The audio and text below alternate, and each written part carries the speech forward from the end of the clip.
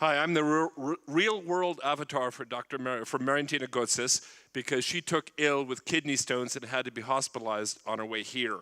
She's recovering nicely, but she asked me to, or I volunteered to step in her place. I'm sort of an odd avatar because Marientina does not have a beard. She's a lot younger than I, and she's nicer and much better educated. First slide, please.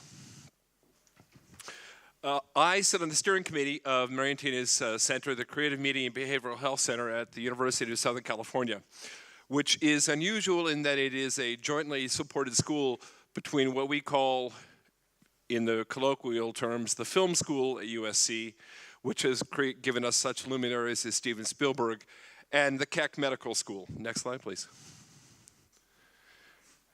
Like other institutions around the world, it does research and development, academic and otherwise, at the intersection of these fields. Next slide, please.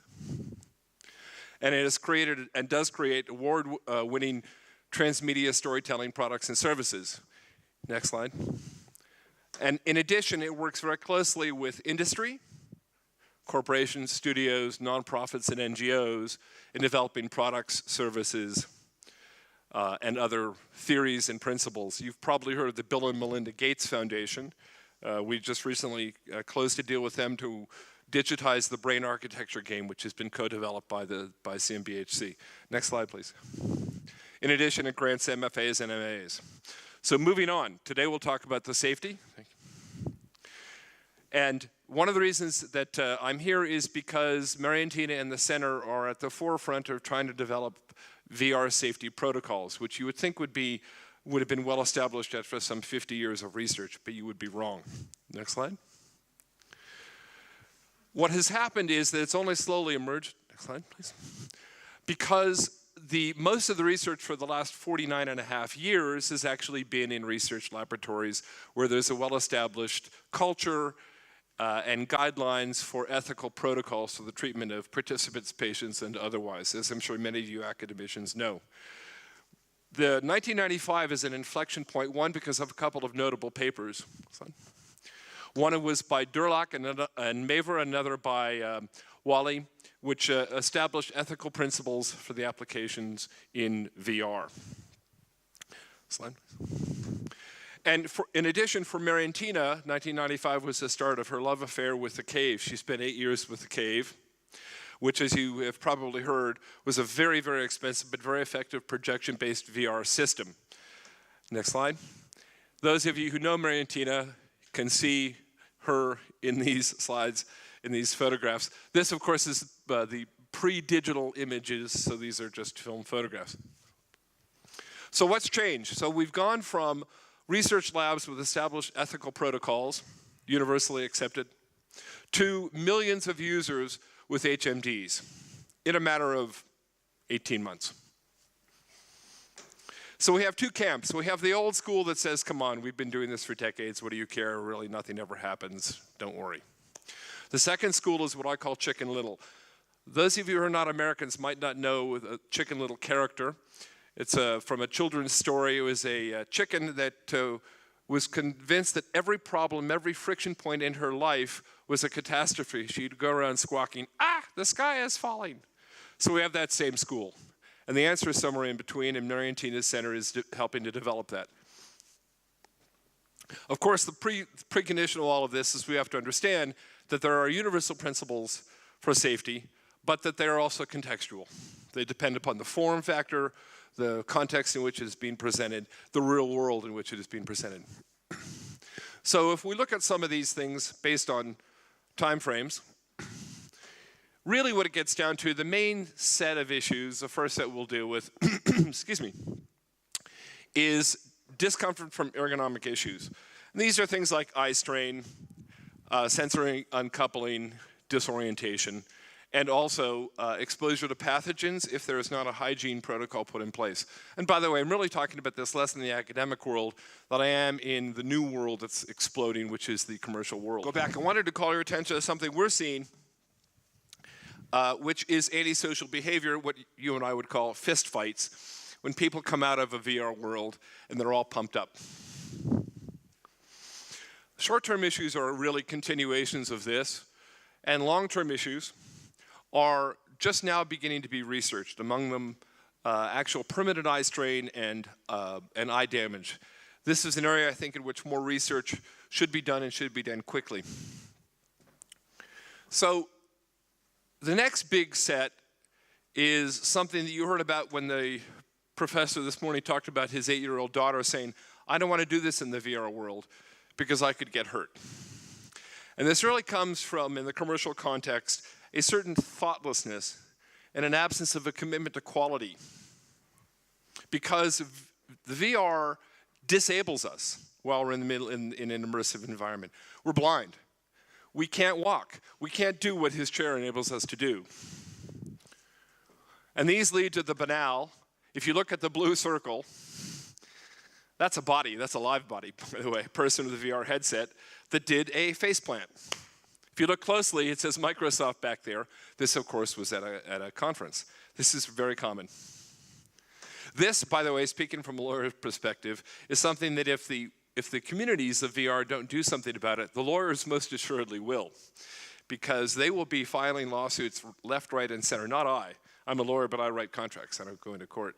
Left, right, and center for injury caused by VR.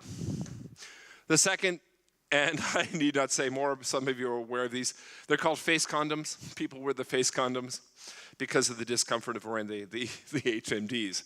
These, of course, raise issues of hygiene, too. So now quoting from Marientina, can you read this, or do you want me to read it to you?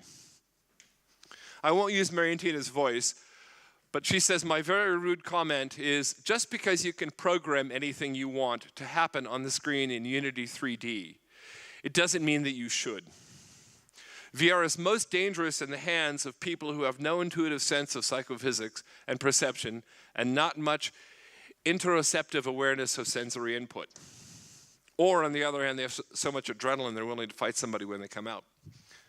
So if you think it's okay for the floor to emanate at the height of your knees while you're asking the user to walk around, you won't get a passing grade from Marientina in VR 101. I implore those in the know who are willing to put their head in some of the terrible experiences that are circulated in various exhibitions here to try to be patient, vigilant, and to educate makers to stop making whatever and read a book or two on good practices. And speaking of books, these are two of the good ones. Philip Fuchs, who was here last year, we highly recommend that book. And the second by Gerald is Human-Centered Design for VR. These are the books. If you need citations on them, come find me. You'll also find Marientina's email at the end of this presentation. Fuchs is, I think, seminal, or excuse me, Marientina thinks Fuchs is seminal because of his commitment to quality and to his connection between design principles and psychophysical principles. And that there are design principles, design decisions being made that don't take into account the actual psychophysical principles that Hunter pointed out, that others have pointed out here today, that are elemental in the academic world, but not really in the commercial world quite yet. So she proposes you change your mindset and be evangelists to the commercial world, the fundamental principle, which is beneficence. You probably know this if you've been working with doctors as a Hippocratic oath, that the well-being of the patient is the fundament of all things that follow. And using Marientina's words again, it is putting the welfare of the research participant or the participant at the forefront of what is planned.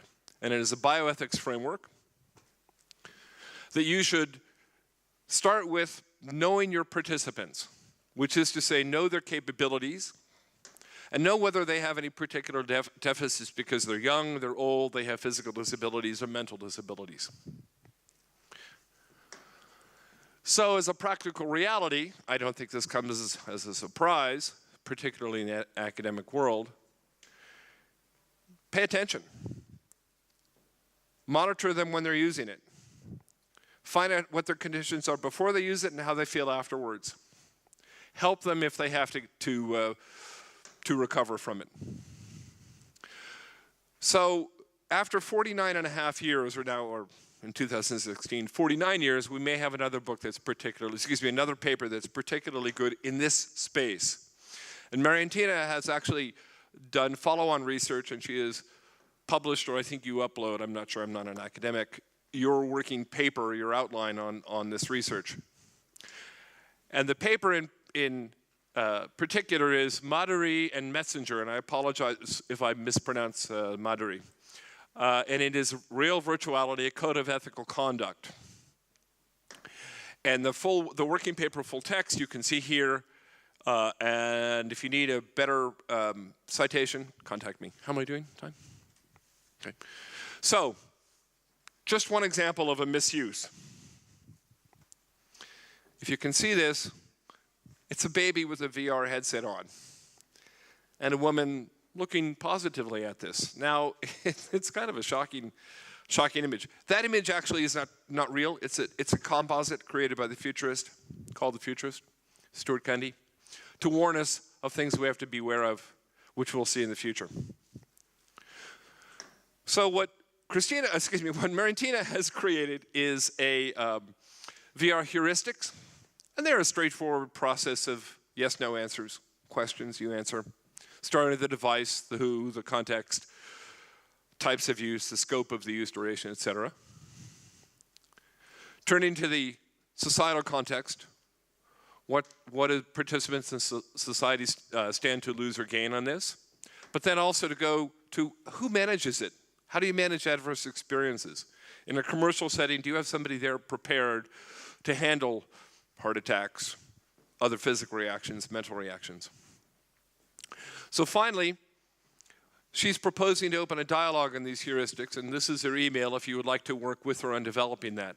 And what I would also like to see, not being an academic, is that this gets propagated across the commercial world based on your fine work in this area. Thanks very much.